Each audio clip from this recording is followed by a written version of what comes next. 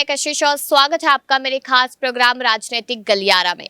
आज का मुद्दा है उत्तर प्रदेश की सियासत। जी हाँ, लगातार एक के बाद एक जानकारी आपको देते हैं कि कौन किस पार्टी से उठा, कौन किसके विपक्ष में है, कौन किसका साथ देगा। लेकिन अब कुछ ऐसी जानकारियां सामने आ रही है कि अपर्णा यादव का दिल कहीं ना कहीं पिघलता हुआ नजर आ रहा है डिंपल यादव को लेकर, क्योंकि डिंपल यादव देखा जाए और यहाँ पर अपर्णा यादव को देखा जाए तो है तो दोनों रिश्तेदार ही। यहाँ पर जेठानी देवरानी का जो रिश्ता है वो काफी ज्यादा अहम माना जा रहा है, इसलिए इस तरीके की कयास यहाँ पर लगाए जा रहे हैं कि अगर अपर्णा यादव यहाँ पर डिंपल यादव का साथ देने के लिए उतरती है तो क्या रघुराज सिंह शाक्या को यहाँ पर बड़ा नुकसान देखने को मिल सकता है, झेलने को मिल सकता है। इस तरीके के कयास यहाँ पर लगाए जा रहे हैं।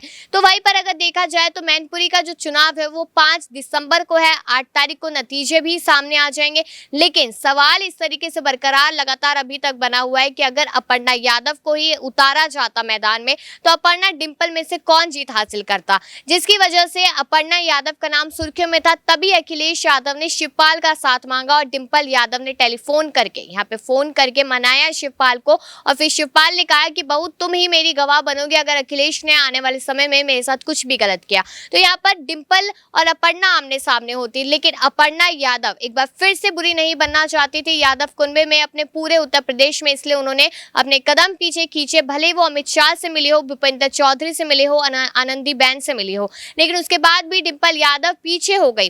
प्रतीक यादव का भी कोई बयान सामने नहीं आया। फिर उसके बाद रघुराज सिंह शाक्या को उतारा गया। देखा जाए तो मैनपुरी में काफी तादाद में यादव भी है, शाक्या भी है, दलित वोट बैंक भी है, और शाक्या वही है जो यहाँ पर मुलायम सिंह यादव के शिष्य रहे हैं और हमेशा से आशीर्वाद रहा उन्हें शिवपाल सिंह यादव का। अब एक बयान आपको याद दिला दे शिवपाल का, तो साफ तौर पे कहते नजर आए थे शिवपाल की रघुराज ये कहकर गए थे पार्टी से कि मैं अस्पताल जा रहा हूं, मेरी तबीयत खराब है। हमें नहीं पता था कि वो इस तरीके से हमेशा हमेशा के लिए पार्टी से दूर हो जाएंगे। अब जनता ने तो इस्तीफे की मांग कर दी है कि जल्द ही पार्टी से इस्तीफा देकर या तो सपा में वापसी कर लो या फिर उत्तर प्रदेश ही पूरा छोड़कर चले जाओ। इस तरीके की बात रघुराज के लिए की जा रही है। लेकिन अब सवाल ये है कि क्या अपर्णा यादव परिवार का साथ अभी भी दे सकते हैं या फिर नहीं, क्योंकि मुलायम सिंह यादव उनके ससुर थे और दूसरी तरफ रघुराज है। तो क्या रघुराज और अपर्णा के बीच में भिड़ंत देखने को मिल सकती है? क्या यहाँ पर आमना सामना हो सकता है? किस तरीके से कौन किसका समर्थन करेगा, ये बड़ा सवाल यहाँ पर हो रहा है। अब इस सवाल का जवाब देने के लिए अपने न्यूज रूम में चलेंगे और वहां पर अपने सहयोगियों से जानेंगे कि आखिरकार उन्हें क्या लगता है कि अपर्णा यादव कुनबे का साथ देगी या फिर रघुराज का। देखा ही जा रहा है कि कितना लगातार सुर्खियों में बना हुआ है मैनपुरी उपचुनाव। अब यहाँ पर बार बार सवाल अपर्णा यादव को लेकर भी खड़ा हो रहा है। तो मेरे साथ यहाँ पर प्रियांशी मौजूद है। अपर्णा यादव को लेकर सवाल करूंगी कि यहाँ पर अब कुछ ना कुछ कयास ऐसे लगाए जा रहे हैं कि अगर चुनाव जब नजदीक आते हैं, अपर्णा यहाँ पर डिंपल का साथ देने के लिए उतर आती है, तो फिर बीजेपी यहाँ पर क्या रुख अपनाती नजर आएगी? देखिए, फिलहाल जो हम देख रहे हैं कशिश, उससे साफ तौर पर जाहिर हो रहा है, क्योंकि बीजेपी ने जो रुख अपनाया है, अब बीजेपी भी जनसभा को संबोधित करती हुई नजर आ रही है। हाल ही में जिस तरीके से भौगांव पहुंचे थे डिप्टी सीएम ब्रजेश पाठक, जहां पर उन्होंने योगी सरकार के नेतृत्व में जो भी फैसले लिए गए उनकी तारीफ की है, और साफ तौर पर यहां पर यह कहा गया है कि सपा के राज में यहां पर गुंडाराज देखने को मिला है। लेकिन अगर बीजेपी यहां पर आती है तो वो गुंडाराज पूरी तरीके से खत्म हो जाएगा। और दूसरी ही तरफ देखा जाए तो यहां पर रघुराज सिंह शाक्य ने एक बात कही थी कि जब यादव कुनबे के पूरे 7 लोग घर घर वोट मांगने के लिए पहुंच रहे हैं, डोर टू डोर कैंपेन कर रहे हैं, उनसे सवाल पूछा गया था डिंपल यादव को लेकर, तो उन्होंने यही कहा था कि जब 7 लोग यहाँ पर वोट मांगने के लिए जाते हैं उस वक्त जनता ये बखूबी जानती है और जनता यही कहती है कि लूट मार करने के लिए आए हैं। तो एक तरीके से देखा जाए समाजवादी पार्टी यहाँ पर एक ही नजरिए से देखी जा रही है विपक्ष की तरफ से कि समाजवादी पार्टी के राज में गुंडाराज होता है, समाजवादी पार्टी के राज में विकास नहीं हो रहा है। अगर विकास बिल्कुल भी नहीं हुआ है तो सवाल ये उठता है कि साल 1996 से लेकर समाजवादी पार्टी आखिरकार जीत हासिल करती क्यों नजर आई थी। तो जनता तो उस वक्त से लेकर अब तक वोट देती चली आ रही है, और आज भी वहां की जनता की जो ओपिनियन जाने तो वहां पर यही सामने आ रहा है खुलकर कि कहीं ना कहीं महिला वोट बैंक जिस तरीके से बढ़ता हुआ नजर आए डिंपल यादव के चलते, सभी का यही दावा है कि मुलायम सिंह यादव जी को श्रद्धांजलि के तौर पर ये वोट दिए जाएंगे।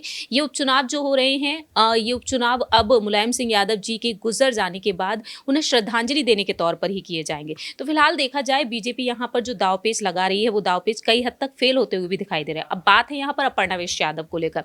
अपर्णा यादव को लेकर अलग अलग दावे लंबे वक्त से किए जा रहे हैं जब से वह बीजेपी में शामिल हुई हैं कि आजमगढ़ से उन्हें उतारा जाएगा, योगी कैबिनेट में उन्हें जगह मिलेगी। हालांकि ऐसा कुछ नहीं हुआ। अब दावा किया जा रहा है कि लखनऊ में जो नगर निकाय चुनाव होंगे, उन नगर निकाय चुनाव में ध्यान रखते हुए तो लखनऊ में जो मेयर पद है उसके लिए उन्हें प्रत्याशी बनाया जा सकता है। अब उन अटकलों पर विराम दे दिया है, तो अब ये कहा जा रहा है कि स्टार प्रचारक के तौर पर उन्हें आगे किया जा सकता है। तो फिलहाल देखा जाए अपर्णा को लेकर कयासों का दौर जारी है। हमें जब तक इंतजार करना होगा, जब तक बीजेपी की तरफ से कोई अहम फैसले नहीं लिए जा सकते हैं अब, और जाहिर सी बात है। और दूसरी ही तरफ ये भी कहा जा रहा है कि साल 2024 में शायद उन्हें आगे किया जा सकता है। यानी कि कहीं ना कहीं ये कयासों का दौर ही चल रहा है अभी अपर्णा यादव को लेकर। एक सवाल मैं शिवपाल के लिए पूछूंगी कि शिवपाल सिंह यादव ने यहाँ पर 2 बयान दिए। एक बयान यहाँ पर सामने आया तो उन्होंने कहा कि अगर नाराजगी ना दिखाते अखिलेश यादव और 2020 के दौरान भी बातचीत होती रहती तो यहाँ पर कहीं ना कहीं सीएम पद भी मिल जाता अखिलेश यादव को। इस तरीके की बात शिवपाल ने कही।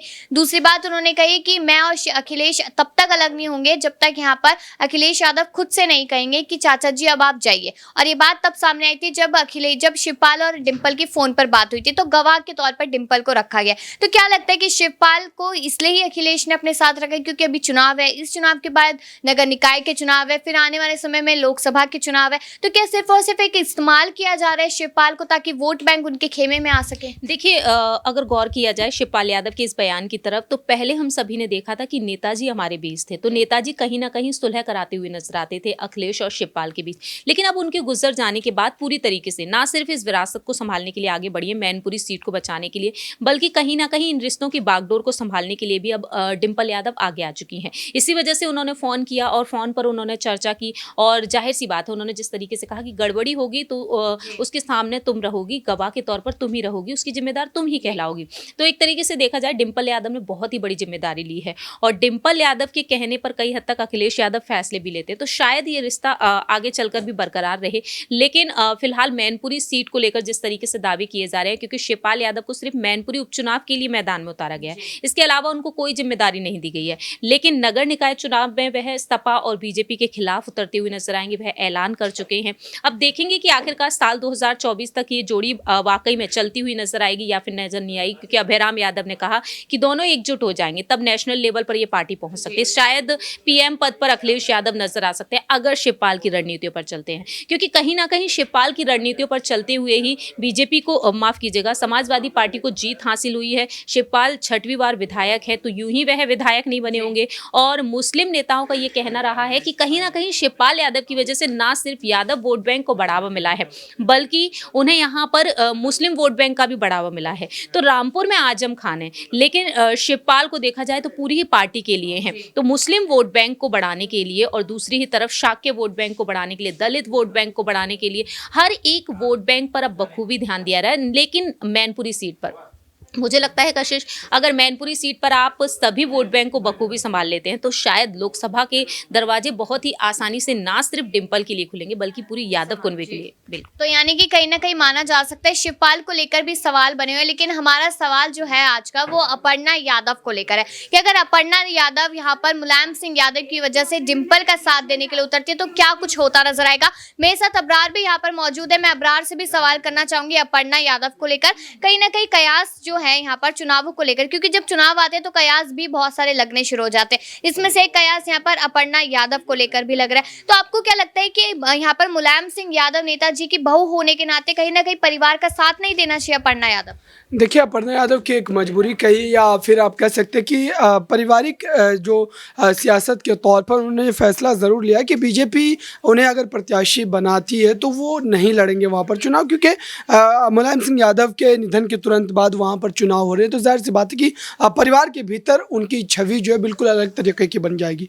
और इसी वजह से उन्होंने जो है यहाँ पर ये बड़ा फैसला लिया। तो ये फैसला तो जाहिर सी बात है कि एक तरीके से देखा जाए तो वो यादव परिवार के पक्ष में, क्योंकि अगर अपर्णा यादव सीट से डिंपल यादव के खिलाफ चुनाव में उतरती तो जाहिर सी बात है कि स्थिति कुछ और होती और ये लड़ाई काफ़ी ज़्यादा जो है दिलचस्प भी हो सकती थी और भारतीय जनता पार्टी इस मामले में कहीं ना कहीं बाजी मारती भी नजर आती। लेकिन यहाँ पर रघुराज शाक्य को जो उम्मीदवार बनाया गया तो आनन फानन में बिना तैयारी के, क्योंकि वो शाक्य समाज से आते हैं, वहाँ पर समीकरण ऐसे हैं कि शाक्य समाज से उम्मीदवार बनाने के बाद कहीं ना कहीं यादव समाज के जो विपरीत दिशा में लोग वोट करेंगे, वो हो सकता है कि रघुराज शाक्य को बीजेपी के लिए वोट करते नजर आए। लेकिन कुल मिलाकर के देखा जाए तो अपर्णा ने यहाँ पर यादव परिवार का ही साथ दिया है चुनाव न लड़के। तो यहाँ पर अगर देखा जाए, रघुराज की बात की जाए, तो कहीं ना कहीं यहाँ पर लोगों ने अब बोलना शुरू कर दिया। जनता की मांग है कि रघुराज ने यहाँ पर यादव परिवार को धोखा दिया है, यहाँ पर उन्हें पार्टी को छोड़ देना चाहिए, सपा में वापसी ले लेनी चाहिए। ना जाने कितनी तरीके की बातें यहाँ पर रघुराज के लिए की जा रही है। तो क्या लगता है कि रघुराज इतनी सारी बातें सुन के क्या कोई फैसला लेंगे? ऐसा तो नहीं कि